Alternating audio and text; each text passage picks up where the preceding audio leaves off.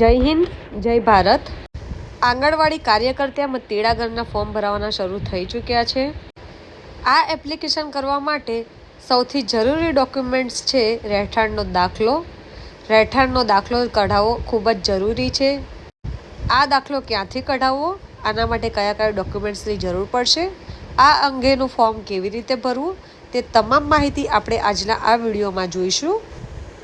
રહેઠાણનો દાખલો મામલતદારશ્રીનો જ માન્ય ગણાશે। આ દાખલો 6 માસ કે તેથી વધુનો હોવો જરૂરી છે। આ દાખલા માટે પુરાવાની વાત કરીએ તો રહેઠાણના પુરાવા તરીકે તમે આધાર કાર્ડ, લાઇટ બિલ કે ટેક્સ બિલ, રેશન કાર્ડ, ભાડા કરાર, બેંક પાસબુક કોઈ પણ એક વસ્તુ આપી શકો છો। સાથે જ અરજી સાથે તમારે કોઈ પણ એક પુરાવો ઓળખનો રજૂ કરવાનો રહેશે, જેમાં ચૂંટણી કાર્ડ, આધાર કાર્ડ, પાસપોર્ટ અથવા તો ડ્રાઇવિંગ લાઇસન્સ કે રેશન કાર્ડ રજૂ કરી શકો છો। અરજદારે અરજી સાથે રજૂ કરવાના રહેશે અરજીપત્રક, નિયત કોર્ટ ફી, સ્ટેમ્પ લાગેલ હોવું જરૂરી છે, તલાટી કમ મંત્રીનો રૂબરૂમાં જવાબ, પંચનામું, સોગંદનામું, રહેઠાણનો પુરાવો જેમ કે રેશન કાર્ડ, ઓળખનો પુરાવો જેમ કે તમારું આધાર કાર્ડ।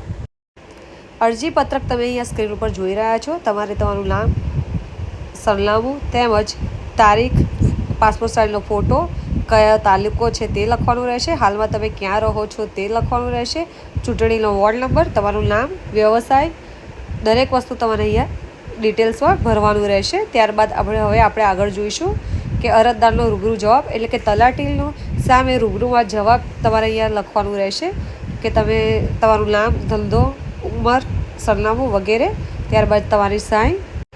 થર્ડ પેજ આપણે પંચનામું રહેશે। પંચનામામાં તમારે કોઈ પણ 2 સાક્ષીનું અહીંયા ડિટેલ્સ ભરવાની રહેશે, તેમનું આધાર કાર્ડની ઝેરોક્સ પણ સાથે જોડવાની રહેશે અને તેઓ તમને કેટલા વર્ષથી જાણે છે તે પણ તમારે અહીંયા દર્શાવવાનું રહેશે।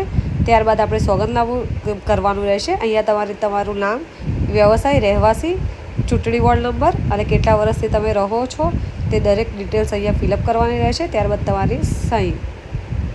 આ મુજબનું ફોર્મ ભરીને તમારે તમારા નજીકના મહેસૂલ ભવનમાં આ ફોર્મ જમા કરાવવાનું રહેશે। તમને બીજા દિવસે જ તમારો રહેઠાણનો પુરાવો જે પણ પ્રમાણપત્ર છે તે તમને મળી રહેશે। તો કોઈ પણ બીજો પ્રશ્ન તમને ઊભો થતો હોય તમારા મનમાં તો જરૂરથી કમેન્ટ કરજો।